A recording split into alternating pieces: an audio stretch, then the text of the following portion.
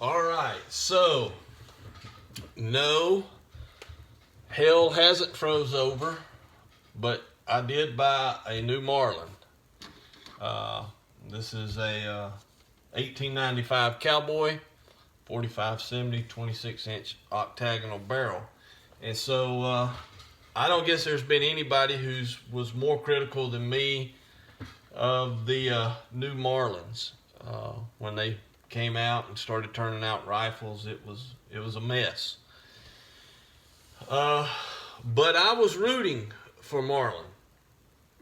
I I didn't want to see the line of rifles and the brand just go the way of the dodo bird, but neither was I going to buy what they were turning out. And I like mostly the old Marlins, the older, even pre-micro groove, the A's and the SCs and all back when they had Ballard. But I did want a Cowboy, and I've been looking for a JM Cowboy for years, but they just don't show up locally. If one shows up tomorrow, I'll buy it. But anyway, so a few years ago, I began to hear reports of guys with the Cowboys getting rifles that they said were good. You know, they said they were happy with the rifles, and these were guys who knew what they were talking about. And but then, like 2 years ago, I went to the gun shop and came by a rifle just like this, and it wasn't right. The barrel was deep gloss blue. The receiver was matte black. The wood to metal fit up here was still not good. It had like a 1/4 inch of wood on one side, 1/8 on the other. And the action felt like it had a handful of sand in it. And I think some of that was the guys that were getting later production guns and the Cowboys were saying, you know, I'm happy with it, I got a good rifle.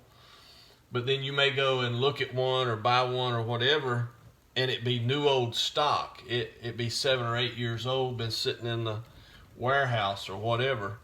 And I think that's some of that discrepancy. So anyway, last week I was in my local shop. I saw this barrel sticking up. I knew what it was. I was hoping it was a JM. But when I got over there, it wasn't. It was, new one, Ilion, New York.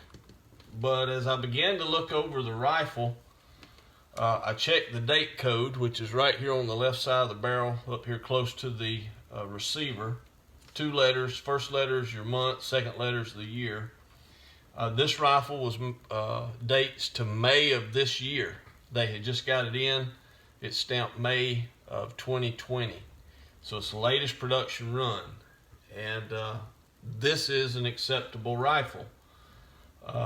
The bluing, it all matches. It's all consistent.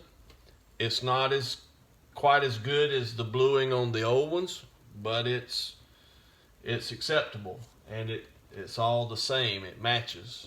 The wood to metal fit up here around the fore-end cap, it is all fitted nicely, uniform front and rear.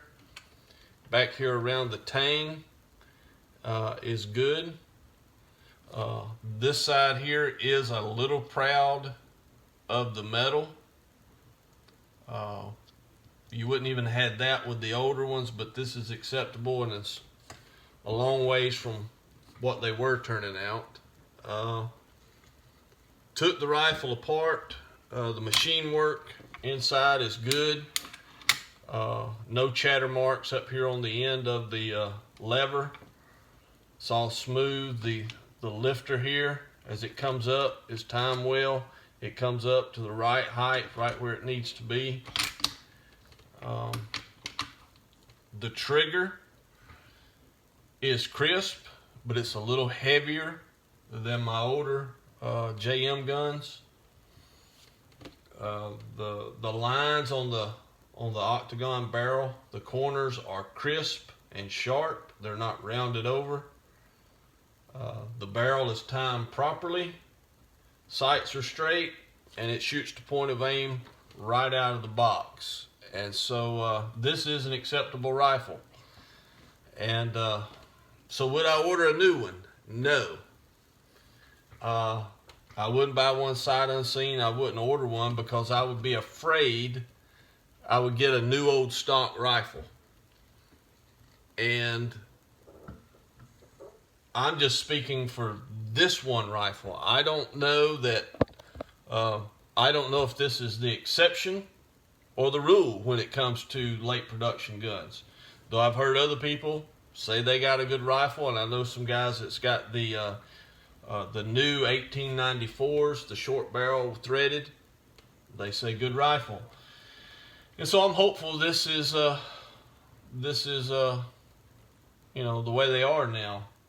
But I still wouldn't order one, or I would want to check that date code, and I would want the latest production. So buy the old ones if you can find them. If you buy a new one, get the latest production. Make sure you got it in hand where you can check it out.